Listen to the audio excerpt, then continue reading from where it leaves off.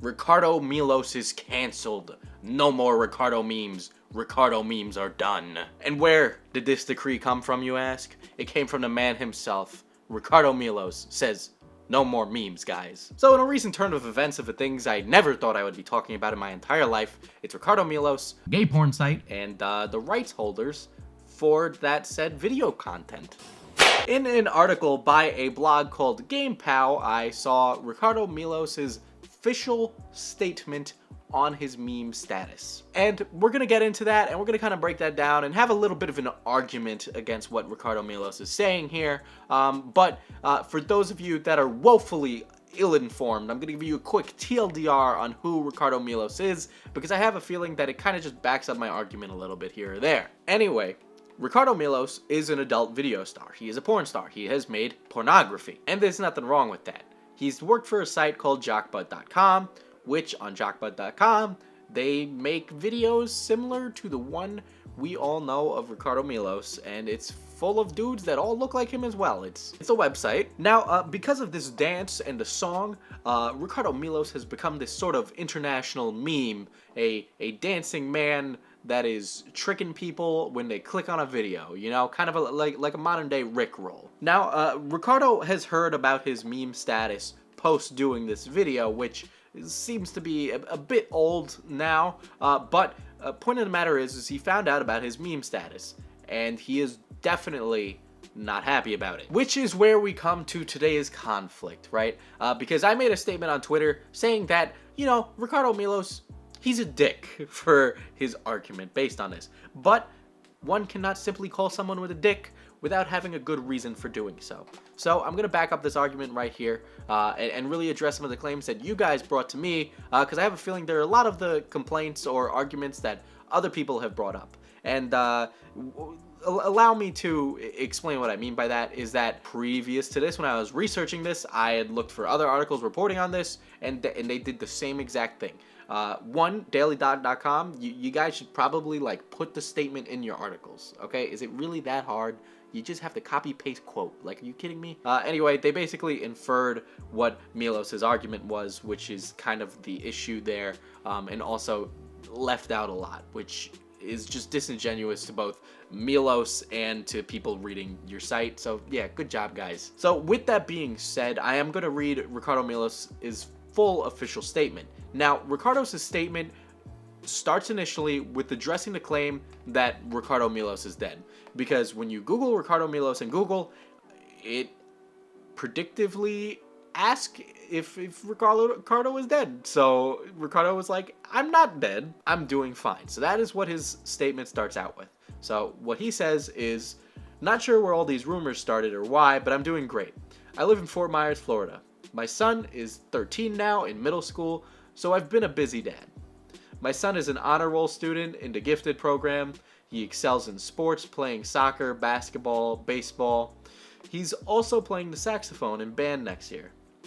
I've been extremely busy with him and doing some traveling, putting the complaints and the questions of whether or not Ricardo Milos is dead or alive to rest. He is healthy, happy, and loving his life with his son, which is perfectly fine and great.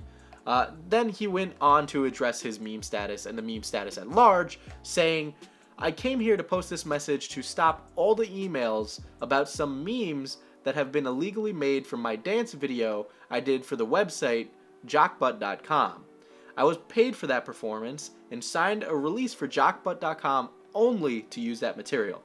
Anyone using that imagery is using it unauthorized, for which legal procedures will take place and have them removed.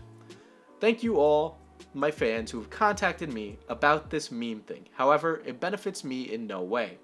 This is my official statement to clear up all speculation of my well-being. Thank you, Ricardo Milos. So there you go. That's Ricardo's official statement on all matters regarding Ricardo Milos and his status of alive, dead, and whether or not he cares about or likes his memes. And, you know, I think this is a pretty blanket statement that anybody could take as a good word of advice. Probably do not tell the internet to stop memeing, because that'll cause a thing called the Streisand effect. Really, the whole meme thing would have just died out, but at the end of the day, the meme itself is just completely out of Ricardo Milos' hands. regardless of what he says and whether or not he likes it or not. So a lot of people brought to my attention that Ricardo wanted these memes to stop to protect his son. And let me tell you right now that this isn't about protecting his son, it's about protecting the rights holders. The point of Milos addressing his family life and what he's doing right now with himself and also, not being dead is, again, to put that to rest. It's not related to the second thing. It's very clearly him addressing all of the things surrounding him. Plus, we all know Ricardo Milos, is immortal, guys. He literally cannot die. He lives on in all of our hearts. People said that he wanted these memes to die so that way he could live a private life with his son. And, unfortunately, when you do porn, you kind of forego some of that privacy. When you become a public figure at all, you forego some of that privacy, And I really do think when you take out the coochie or the sausage roll, there's a part of privacy that was lost by now putting that out into the public for everyone to see. For example, my current position as a content creator forbids me from certain pieces of privacy in my life. It also will have made just irreversible changes on my life that I will not be able to take back by making myself a public figure, tweeting publicly, and doing all these certain things in the public eye. There are sections of my life that will never be private again. And, that's fine, and I do cherish those private moments in my life. I like having that, but there are certain parts that are just gone and I can't get back because I've made this decision to be a content creator online. It will impact everything I do from this point forward until the day I die. It'll impact whether or not I get a job somewhere. It'll do tons of different things for me, both good and bad. So now, whether Ricardo likes it or not, he's definitely a public figure. It's just not up to him. The second he decided to have himself filmed for jockbud.com or do any kind of pornography, he became a public figure, the lewdness of which is not important to this conversation. But whether or not an employer will judge him based on that work remains to be seen. And personally, I don't think he should ever be judged for doing that in the past. But you cannot say that will just go away and not be a factor in his life, or he'll be able to put it behind him and no one will ever be able to find out. Because it's 2019, somebody is gonna find out. As for his family life, yeah, that's definitely impacted too, just as my family life is also impacted by the fact that I am a content creator. I think a good example of this is to actually listen to our podcast with Lush, where he is now raising a baby boy, being a 1 million+ subscriber YouTuber. He explains, him working and raising a son and how he'll have to have that conversation of being a content creator with his son and building that confidence for his son to be okay when kids inevitably kind of bring that up against his son as a way to try and break him down, to make it a point of something for him to be proud of. It's a really great podcast episode, and Leon's just a wonderful guy. I do recommend you go watch it. It's great. I'll leave a link down below. And, I think the same thing should really go for anybody that's in the public eye, including Ricardo Milos. I don't know the guy. I really don't, but, but his job is an inevitable feature that will definitely impact his son's life. Think about how many parents do actually work in the porn industry and, it's their job to do that. Seriously, that is a thing that those parents will have to discuss with their children because it's going to end up becoming a topic of conversation at some point. Now, yeah, I understand that porn stars use stage names and they don't use their real names, but real names frequently leak. And on top of that, I'm sure some investigative 14-year-old with a lexicon-like knowledge of pornography will be able to discern whether or not someone's mother has gotten dicked down in a video. Any way you dice it, you're gonna have to discuss that with your child at some point. It doesn't make sense to have your child get blindsided at school for their kid, for other kids saying that, oh yeah, your dad did porn. Could you imagine having your child blindsided like that? Wouldn't you much rather be able to tell them yourself instead of some asshole going out of their way to make your kid feel bad to say those things to them? Also, assumedly, Ricardo Milos' son goes to public school. Hell, even in private school, I was 13 and the shit I would learn from other people. Fuck, I was 14, got into public high school, all of a sudden, I knew this guy and he was like, yeah, I ate a bunch of girls' asses. Dude, you're 14, what the fuck? If there's one thing I've learned from the public school system, it's that you learn a lot of awful things from a very large different cast of people. Point of the matter is that, at some point, this is gonna be a discussion that you're gonna have with your kid. It's something that is an inevitability, it's a part of your life.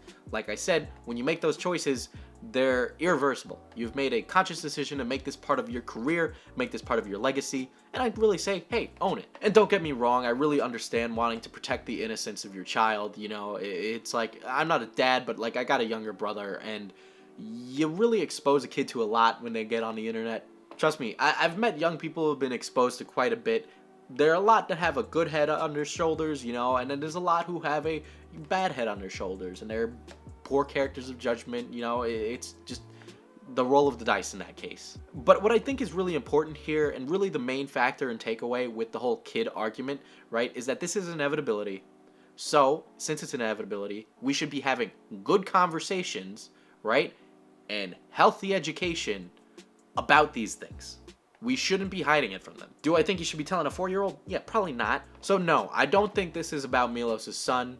I don't really see him as being like a bad father and not telling his son about what he does either. And it doesn't seem worded that way. I don't know how you can read his statement and feel that it is worded in a way that he is trying to protect his son from what he does as work. His argument for stopping the memes is something we have seen time and time again, like with the internet and content creation on it. The internet is always going to spread things that people don't want spread around. It's just the nature of the chaotic beast. The DMCA exists for content to be transformative and different, right? But most of the part protecting people who are rights holders and protecting people who make transformative content based off of the intellectual property of other content. You know, so here, people who are making memes, one, usually aren't profiting off the memes. And if they are profiting off the memes, you know, those memes are very highly transformative. And, you know, two, for example, like this dance, this video that Ricardo has done, the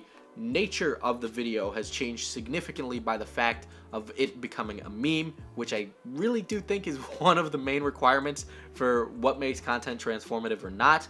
It's part of what I use in my arguments when stuff like that comes up for me.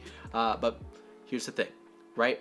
When you watch Ricardo's video on, say, jockbutt.com, the purpose of that video is for you to slap the salami and make some ham sandwiches, you know what I mean?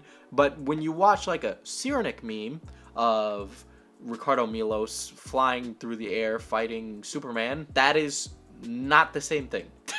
The content is dramatically changed, imparts a different emotion on you, the tone is different, right? And at the end of the day, it's certainly original content. It is not the same video you saw on jockbutt.com. And it doesn't matter if the content is owned by jockbutt.com, guys. You know, it doesn't matter who owns the content, who owns this video of Ricardo. This doesn't change the argument. This is the equivalent of some company issuing takedown notices, right, for some other people making a meme of their movie or game or whatever. In fact, for an example of this, we can look at what Blizzard has done with Overwatch. So, Blizzard tried to stop people from making Overwatch porn. Obviously, that didn't work, but for a while, yeah, Blizzard was trying to shut that stuff down. Blizzard actually issued DMCA takedowns over art that was made by artists, and yeah, admittedly, it was Rule 34 art, but the point of the matter is that they issued DMCA takedowns feeling that that content was infringing on their copyright. Now, Ricardo stated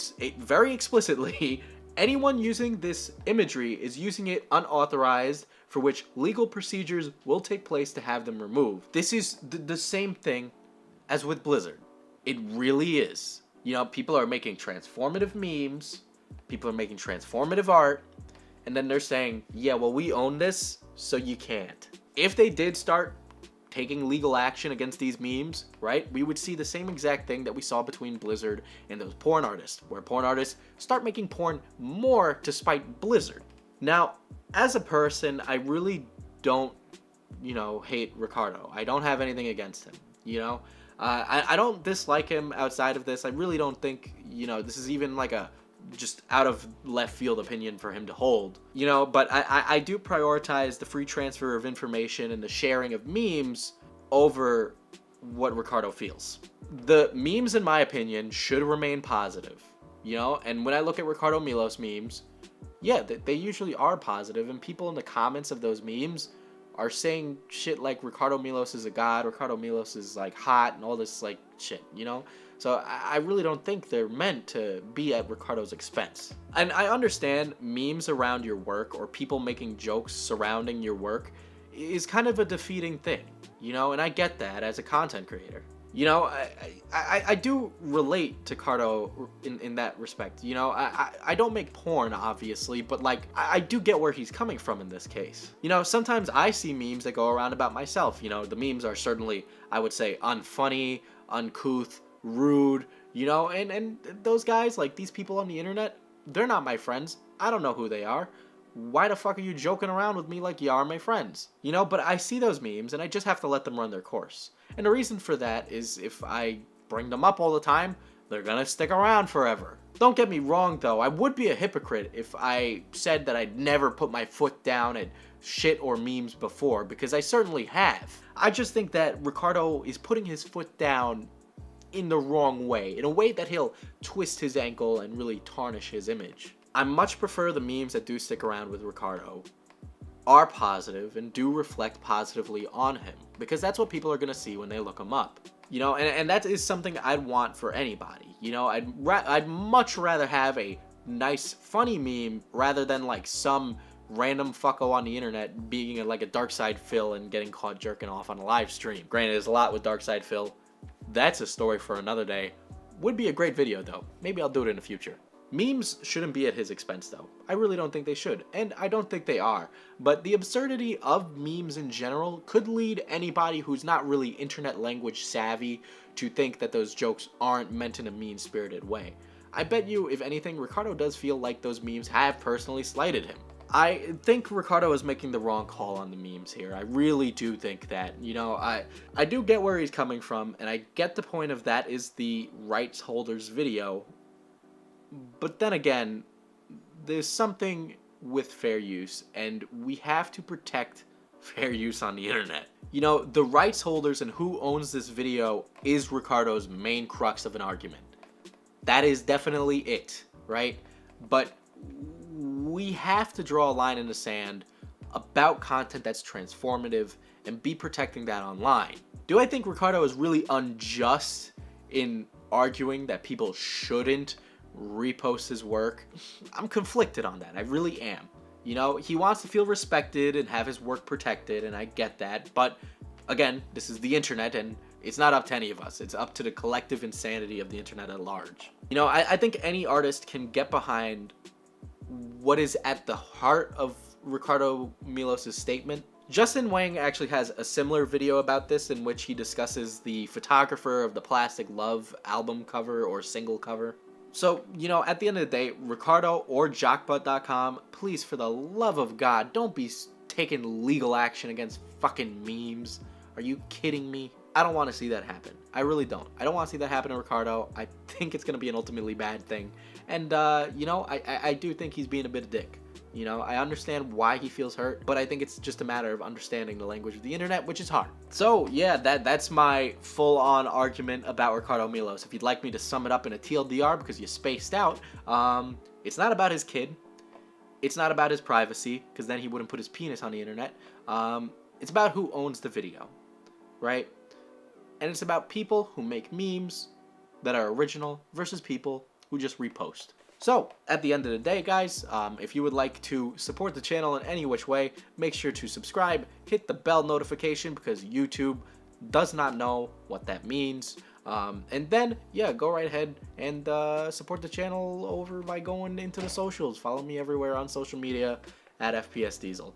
Also, I'll have a link to our podcast episode down there with Leon Lush. It's a great episode, and I think it works as a really nice juxtaposition of conversation. One in which, you know, is how we bring this topic of being a creator to our kids versus, like, being a private, like, having some privacy of your personal life. But yes, with that said, go make a Ricardo Milos meme.